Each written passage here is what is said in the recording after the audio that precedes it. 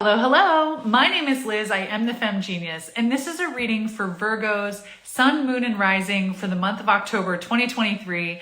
And this is a mini reading to take you through the month. It's for your highest and greatest good to support you on your spiritual path. So let's get started. Virgo, I feel like there's this energy of kind of being stuck in the past. This is so interesting because the cards that just came out for you, four of them out of five are repeaters from other signs. So it feels like there's this energy of you've been really like putting a lot of your eggs in other people's baskets, or you've been really feeling like pulled almost to your limit by, I can't even think of the word, things that you have to do, not just priorities, obligations. There we go. I knew it was going to come through. Like you've been pulled to your limit with obligations, but it's almost like other people are dictating what should be prioritized for you. Other people are dictating what needs to come first, how you need to be spending your time, how you need to be focusing your energy, and what you need to be creating. And really it just feels like, you know what, I just need to catch my breath. I just need to like be in my element.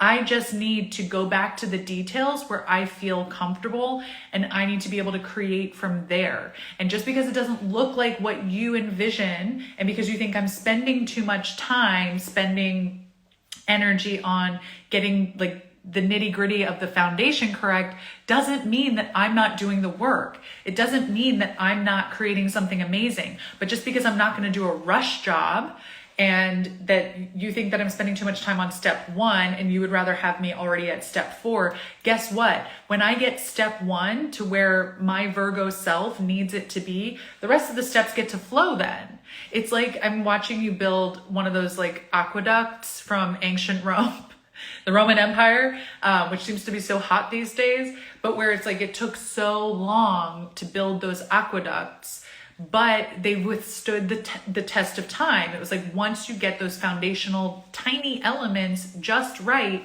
it's going to be fully functional forever.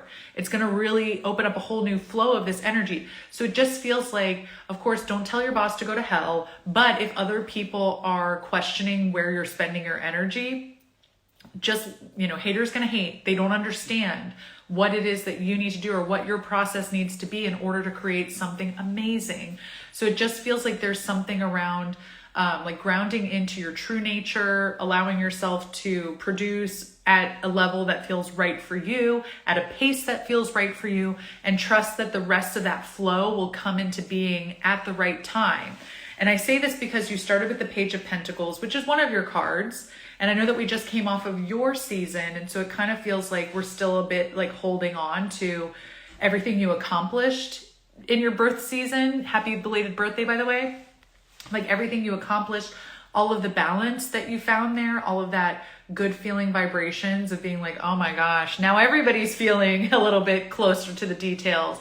We had Mercury retrograde during your season too. We had Venus retrograde during your season, where it was like all of this time to go back and like re-examine everything. So it just was like, I feel like it was this big gift for you to be like, everybody gets to be in this energy and they get to feel what it is to be Virgo. And now like how quickly we forget when we're only a week out of your season or a couple weeks out of your season, and people are just like, nope, we're back to the grind. And you're like, wait a second. Like I thought we all just collectively agreed that like we needed to revisit some energy. So it feels like that energy is coming through. And then we have the 10 of Cups. So again, like going back to what I was just saying, where I said, go to where you feel fulfilled. Go to where you feel emotionally lit up and emotionally supported. And if that means staying at step one and getting it perfect, do that. Spend your energy there, because that's what's going to fill you up. That's what's going to make it possible for the rest of that flow, like I said, was going to happen.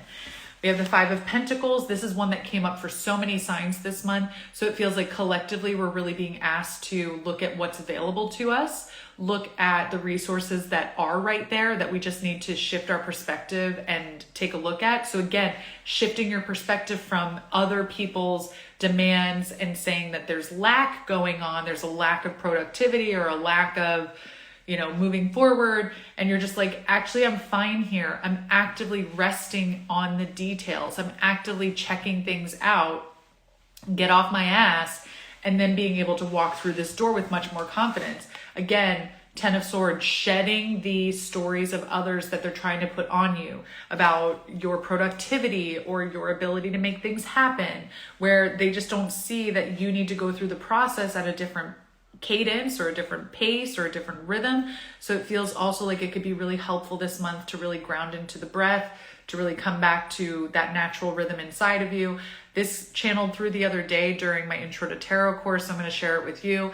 And that was to find your resting heart rate. It just feels like this might be helpful as a meditation practice.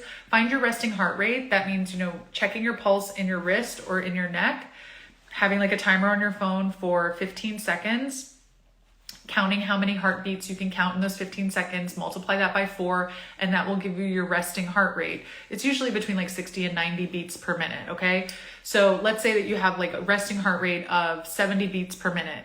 Go on to like whatever music app you use, or even on YouTube, and Google metronome, and then whatever your beats per minute, like 72 beats per minute, 80 beats per minute. But a metronome is that timekeeper for the rhythm of when we play music. And it just feels like it could be really helpful for you to audibly hear the rhythm that's going on inside of you, your innate heart rhythm, hearing it externally, like finding a very relaxed position, closing your eyes if that feels safe, and letting yourself just listen to that sound for even like 3 to 5 minutes, and just recalibrate to your natural rhythm, your natural pace, allowing it to be both your internal and external, and just see how it opens up your creative flow, how it inspires you, how it gives you permission to create or co-create from a place that feels really authentic to you, where you're like, yeah, I might be creating with someone else, or I might be creating for work, or I might be creating something like on a project that's been handed to me or assigned to me, but I'm making it my own. Virgo, I'm so excited for what you're going to create this month, and I'm just really excited about you taking back your power and taking back your voice around how you need to be working and how you need to be engaging with the world around you. So I'm just sending you so much rest, so much confidence in claiming what you need, in claiming how you need to be working this month. And as always, just sending you a lot of love and saying, stay grounded, stay magical, and I will see you next month. Bye, Virgo.